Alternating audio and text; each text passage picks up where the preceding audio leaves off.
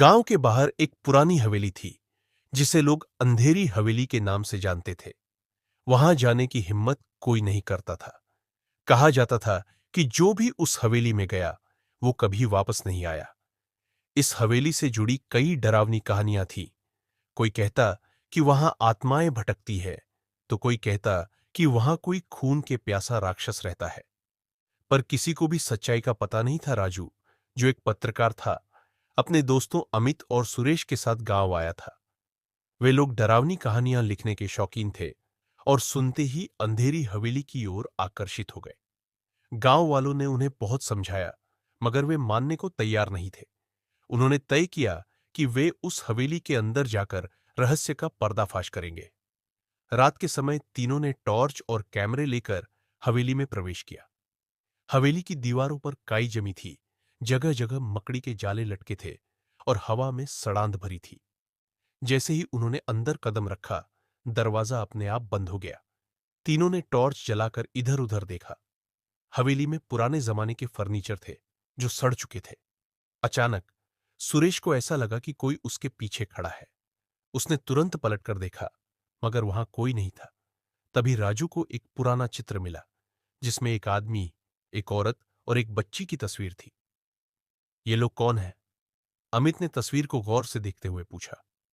तभी हवेली के अंदर किसी के कदमों की आहट सुनाई देने लगी। तीनों घबराकर पास के एक कमरे में छिप गए।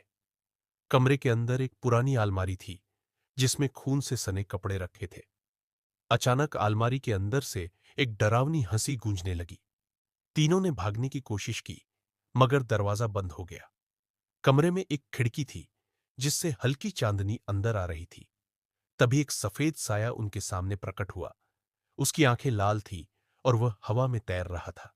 वह धीरे धीरे उनकी ओर बढ़ा। तुम्हें यहां नहीं आना चाहिए था, एक गहरी डरावनी आवाज गूंजी। तीनों बुरी तरह डर गए। तभी अचानक हवेली की दीवारों से खून टपकने लगा। उन्होंने तुरंत वहां से भागने की कोशिश की, लेकिन हवेली के हर दरवाजे अपने आप बंद होते गए। अचानक सफेद साया गायब हो गया और कमरे में हल्की रोशनी भर गई। सामने एक बूढ़ा आदमी खड़ा था।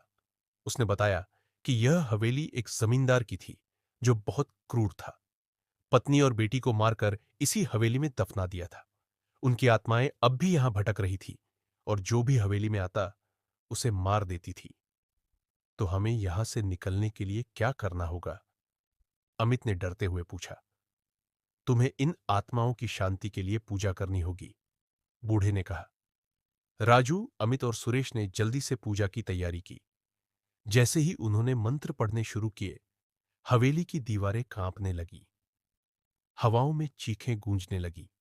अचानक एक काले कपड़ों में लिपटी आत्मा प्रकट हुई और उन पर हमला करने लगी। राजू ने मंत्र का उच्चारण तेज कर दिया और देखते ही देखते आत्मा एक तेज रोशनी में बदलकर हवा में विलीन हो गई। हवेली अब शांत थी। जैसे ही आत्माओं को मुक्ति मिली, हवेली की हालत बदलने लगी। दीवारों से खून हट गया और अजीब आवाजें आनी बंद हो गई। तीनों ने चैन की सांस ली और बाहर